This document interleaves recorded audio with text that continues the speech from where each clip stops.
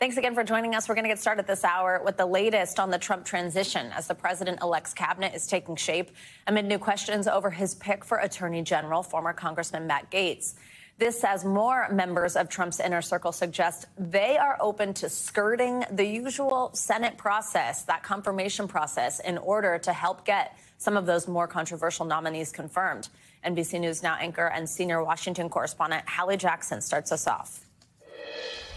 Hey there, good morning to you. The Trump team says Matt Gaetz is the right man to serve as the next attorney general. And overnight, Trump confidant Elon Musk gave his public stamp of approval, calling Gaetz a hammer of justice, even as we're hearing new details about testimony to investigators involving the sexual misconduct allegations against the man who could lead the Justice Department next year. This morning, new scrutiny for Matt Gaetz, President-elect Trump's embattled pick for Attorney General. Mr. Trump has been reportedly reaching out personally to senators to ask them to back Gaetz' nomination. The now former Florida congressman resigned his seat last week, ending a House Ethics Committee's inquiry into a series of troubling allegations, which Gaetz has long denied, including illicit drug use and sex with a then 17-year-old girl at a Florida party in 2017. Attorney Joel Leppard represents a woman who says she was there. What did your client witness at this party? She was walking outside to the pool, and she observed to her right her friend, who was 17 at the time, having sex with Representative Gaetz. They were leaned up to what she described to as a game table of some type. Did your client believe that Gaetz at the time knew that her friend was underage? She testified that her belief was that Representative Gaetz had no knowledge that she was under 18. Leppard says his clients, both the alleged witness and another woman, testified to that House committee this spring. They put up a number of Venmo payments and PayPal payments by Representative Gaetz and asked both of my clients, what were each one of these payments made for. And my clients repeatedly testified, well, that was for sex. The Justice Department ultimately declined to bring charges against Gaetz, and a Gaetz spokesperson says these are baseless allegations intended to derail the second Trump administration. The House Ethics Committee is set to meet tomorrow, according to a source familiar, to discuss the Gaetz report. The fact of the matter is, whether we get the ethics report or not, the facts are going to come out. Also coming under fire, Mr. Trump's pick to run the nation's health agency, Robert F. Kennedy Jr., his own cousin, Caroline Kennedy, the U.S. ambassador to Australia, taking aim at his anti-vaccine positions. I think Bobby Kennedy's views on vaccines are dangerous, but I don't think that most Americans share them. We could find out tomorrow whether that report on the House committee investigation will be released. House Speaker Johnson has said he does not think it should be, since Gaetz is no longer a sitting congressman, but also said he's not dictating anything. Back to you. All right, Hallie, thank you so much. Well, now let's turn to a development in one of President-elect Trump's campaign promises, mass deportations of undocumented immigrants. This promise is already taking shape as NBC News is reporting the incoming Trump administration is in talks with private prison companies about expanding immigrant detention centers across the nation. Mr. Trump further outlined his deportation plan yesterday by responding true to a Truth Social post, that's his social media platform, saying he will declare a national emergency and use military assets to deport undocumented immigrants. NBC News Homeland Security correspondent Julia Ainsley joins us with more on this. Julia, good morning. So what do we know at this point about the planning underway for these deportations, and do we know which groups would be targeted first? Well, Savannah, that was one word to say a lot. And the way that tweet from that person from Judicial Watch read just said military assets. So there's still a lot we don't know. In the past, Trump, as well as other administrations, have used some military assets, like the National Guard. Under the first Trump administration, active duty troops were sent to the border to build barriers. The line is drawn, however, and it's drawn pretty clearly by the Constitution, that the U.S. military is not allowed to enforce domestic law. That means they can't put handcuffs on migrants. They can't actually detain them, arrest them, and take them into custody. That is always left to Customs and Border Protection and to the Border Patrol. So in this case, it's unclear what he means by military assets. But if he's talking about invoking a law that he's talked about before, the Stafford Act, it would make him basically say, we are under an alien invasion from a foreign government. That would be hard to argue in court because, of course, most of these migrants are leaving countries that they're trying to flee the government, not representing a government themselves that's invading the United States. So that has been an idea floated in the past. Whether or not he goes that far still remains to be seen. And Julia, as you point out, we don't have exact details in terms of the military assets that would be involved, what that looks like. But what impact will deploying the military, just generally with what we know, have on the situation? Well, certainly it will be something that will cause attention. Whether or not it will actually end up arresting more migrants remains to be seen. It's something that is a bit of a muscle flex for the president. It's something he did in the previous administration to show he was serious. It's something other states have done. A lot of Republican governors will send their National Guards from their states, even not border states like South Dakota, what we're seeing from the incoming DHS secretary, something that she offered to Texas to send her National Guard. Something governors have done in the past to show they mean business. Whether or not it actually increases the number of arrests remains to be seen, because, of course, if he doesn't cross that line of actually arresting more migrants, that wouldn't increase it. What would is if he taps local law enforcement, something he said he's done, something we've heard from some local sheriffs they're willing to do. If they start arresting migrants, that would increase the manpower of ICE to go out and do more arrests. That would actually have a very large impact on deportation, Savannah. And Julia, Trump's newly appointed border czar, his name is Tom Homan. He said he will be traveling to Mar-a-Lago this week to work on finalizing this plan. Tell us more about Homan and what we know about plans that we've heard from him. Well, the border czar is a relatively new position. It's one that was created at the end of the first Trump term. It was held by Ken Cuccinelli. He didn't really stay in that position long enough for us to see what he could do. What we understand about Homan is that while he'll be at the White House, he can tap the Justice Department, Health and Human Services, which oversees unaccompanied children who arrive at the border, the State Department to work with countries who are reluctant to take back migrants, as well as DHS. He'll be in a very powerful position, reporting directly to the president. And so while he's at Mar-a-Lago, he can start to work out some of these details about how they're going to pressure more countries, how much money they're going to ask for from Congress in order to carry out these plans. And yes, whether or not they're going to try to invoke those powers to be able to use the U.S. military to help in this effort. So a lot of these plans are already being ironed out way before they come into office. This is a difference than we've seen in the first term. Remember, one of the first things President Trump did when he took office in 2017 was the transit ban, what a lot of people called the Muslim transit ban because it targeted those countries. That was something they kind of built while they were flying the plane. In this case, the election didn't come as much of a surprise, so a lot of these details are being ironed out way in advance so that they can try to do something very visual, something that could shock a lot of people when they first take office. All right, Julia, thank you. Let's now turn to the deadly stabbing rampage on the streets of Manhattan. Police now say a third person has died after a man appeared to target people at random. The alleged suspect captured on surveillance video pulling out a knife just moments before the terrifying attack. NBC News correspondent Aaron McLaughlin joins us with the details. Aaron, good morning. Hey there, Savannah. Good morning. This stabbing spree is shocking. According to police, the suspect had an extensive criminal history and serious mental health issues, leading the mayor of New York to question why he was out on the streets. Overnight, the man accused in a deadly stabbing spree charged with 3 counts of first-degree murder. Police say this chilling surveillance footage shows the moments before the attacks in the heart of New York City. You see the suspect put on a hoodie and gloves. He then pulls a large knife from his backpack. These attacks seem to be unprovoked, that he just walked up to them and began to attack them with the knives. According to police, the suspect, identified as 51-year-old Ramon Rivera, used these kitchen knives to stab 3 people in 3 separate attacks at locations across Manhattan on Monday morning, killing 2 men and a woman who died at the hospital overnight. This is our suspect for all stabbings. This eyewitness says a cab driver alerted police to the suspect, believing he'd witnessed a robbery. He started yelling, "Stop that guy, stop that guy." Another bystander says the suspect was calmly walking with a bag or purse. I told him, drop the bag. There's going to be cops up ahead. Drop the bag, it's not worth it. And of course, he didn't listen, he kept walking, and then the police got him.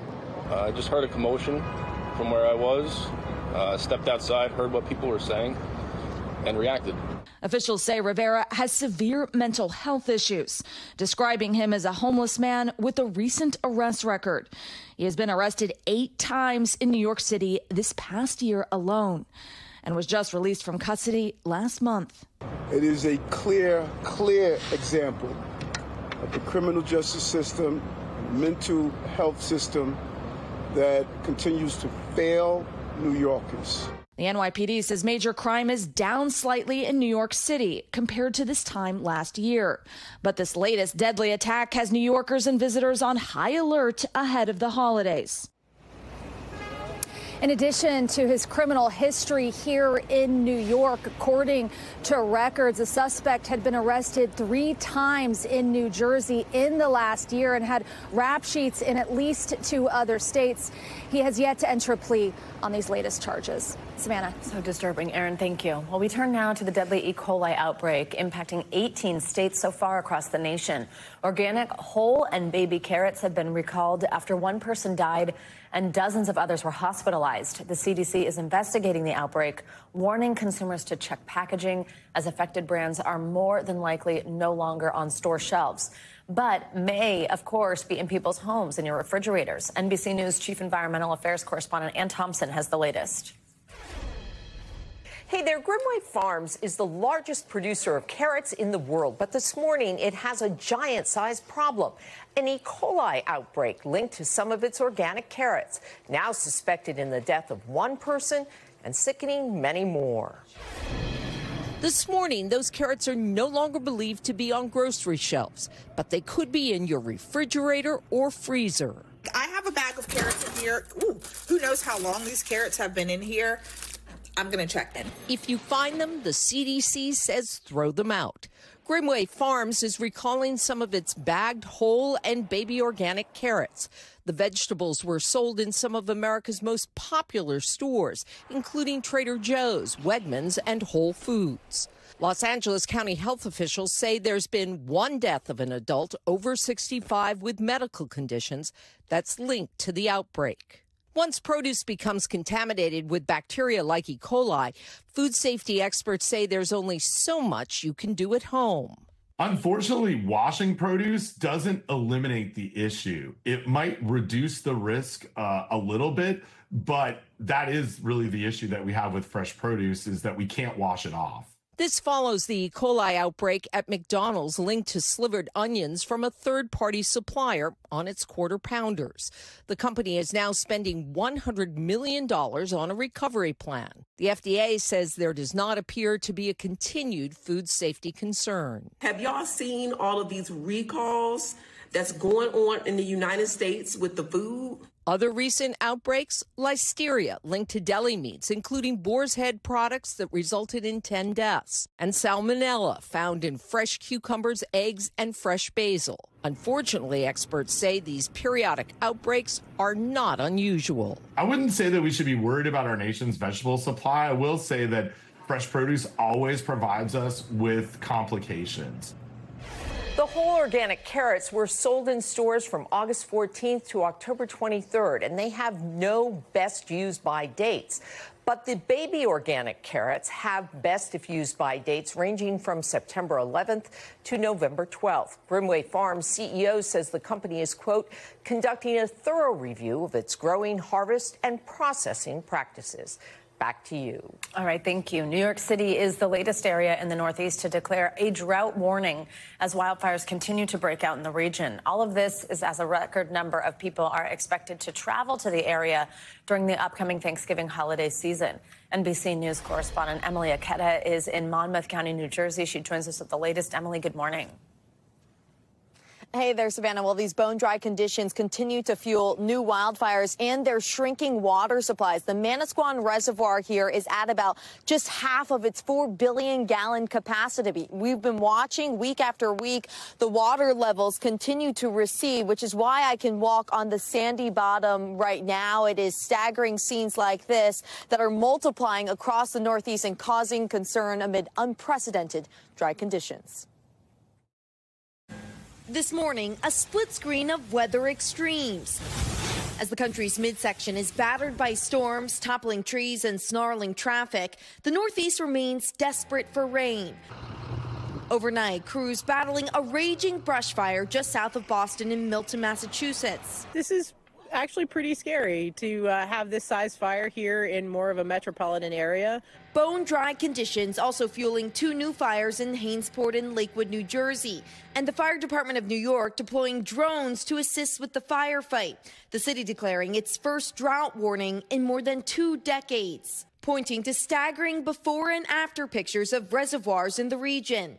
Many cities across the Northeast facing their driest fall seasons on record, including Scranton, Pennsylvania. We're only like a week and a half away from Thanksgiving, and we're working brush fires right now, which is unusual for this part of the country. Even under normal circumstances, Thanksgiving is the leading day for home cooking fires, surging on average 240%. Now, with the Northeast a tinderbox, Scranton's fire chief is urging his community to be extra cautious cooking in the kitchen and outdoors this holiday. Burying your head in the sand and saying it won't happen here, that starts the recipe for disaster. So, just make sure you take those precautions. As the driest conditions in decades cause concerns ahead of the holiday. And there are drought warnings in New York City, New Jersey, and parts of the Northeast. Still, officials, though, suggest that they're not ruling out the fact that they could upgrade to a drought emergency, which would mandate water restrictions. They're hoping that the forecasted rain for later this week could help prevent that. But still, keep in mind, this is a region that is in need of inches of rain in order to make up for that deficit, Savannah. Emily, thank you very much. Well, a powerful storm is also headed for the West Coast this week. For more on how it could impact your area, let's look at your morning news now weather. Angie Lastman's back. Hey, Angie, good morning. Hi, good morning, Savannah. We've got a couple of storm systems that we're going to watch. Yes, the one that Emily just mentioned that will impact parts of the Northeast and bring some much needed rain. But first up, we've got to take a look at what's going on out west. The Pacific Northwest gearing up for another atmospheric river event. And notice all of these winter alerts that you see. The brighter pink, those are winter storm warnings. We've got some blizzard warnings across parts of Washington. This is going to be something that we deal with for a couple of days now. So I wouldn't be surprised if those winter alerts expand and definitely stay in place for those regions here over the next couple of days. And here's why. We've got this frontal system that's going to work closer to the coast, and look at all that heavy rain that it's going to deliver to that region, specifically Seattle stretching down to Eureka. That's where we'll see some heavy rain. And on top of that, of course, the mountain snow. And we'll, of course, deal with some of those really strong winds, impressive winds here, close to 70 miles per hour in some spots. Looking ahead to your day tomorrow, most of that snow working across parts of the mountainous region there. And the heaviest of the rain is centered across parts of Central California and Northern California. Eureka, basically to San Francisco, is where we're going to see the heaviest of it. So we will watch for the concern for flash flooding, of course. And then more where that came from as we get into Thursday. We'll continue to see rain soaking parts of California and some additional snow. That means that these are the spots that we're really going to watch for our biggest concern when it comes to that flash flooding risk as we get to the end of the week. Bookings down to Eureka, to Fort Bragg. Those are some areas that are in that moderate to even high risk. So we will be concerned, of course, about all of that rain happening at once. When it's all said and done, upwards of a foot of rain in some spots, specifically Northwest California, where we could see 12 inches or so in that same general region that we're concerned for the flash flooding. As far as the snow is concerned, some impressive amounts across parts of the Cascades as well. A foot to 2 feet will be likely, but we'll see some spots that could reach over 2 feet of snow. Of course, great for anyone that is into the recreational snow sports, but difficult for travel nonetheless over the coming days. And I mentioned those wind speeds, 70 miles per hour. That means no surprise if we see down trees, down power lines, even 40, 45 mile per hour winds, 50 and 60 mile per hour winds are likely going to cause some problems across that region. And this is something that we'll watch at least through tomorrow. So heads up if you live in that region. Now, on the other half of the country, we're gearing up for a different kind of storm system that's going to impact us in a couple different ways. We've got from the Great Lakes to the Gulf Coast a storm system that's bringing rain and potentially a little bit of snow here as we get through the next couple of days. But specifically along the Gulf Coast is where we've seen plenty of flood alerts issued so far this morning. Really impressive rainfall rates, over an inch an hour. So that means that the flooding concern will be there through the morning hours and likely into this afternoon. The system's on the move, though, so the southeast gets in on that action here as we get through the later parts of the day, and the mid-Atlantic sees some rain too. By tomorrow, it's not the northeast turn just yet, but instead the Great Lakes region stretching to the mid-Atlantic will get a kind of snowy, wintry mix. We'll have some rain in there. We'll have some snow in there. It'll be wet snow, so it'll be, again, difficult for travel, but the showers and thunderstorms will start to work into parts of the northeast as we get into Thursday. This is when we get delivered a nice batch of some beneficial rain across this region. We'll have some cool air working in, though, so we could see a wintry mix as well. This will be something that that we watch through the end of Thursday. Hopefully it offers up some relief from those drought conditions that we've been talking so much about, and we can see some improvements with that. I would be thrilled by a wintry mix. Yes, we know you love your snow. And don't worry. It is so great to hear that we're finally getting some rain. Seriously, yes. I mean, fantastic. Emily mentioned we need multiple inches of rain, so it's not going to erase the drought completely, but anything at this point will help. Absolutely. Angie, thank you. Of course. We have much more to come this hour of Morning News Now. We're looking ahead to what could very well be a record-breaking holiday travel season kicking off next week. But is the TSA ready for an influx of passengers?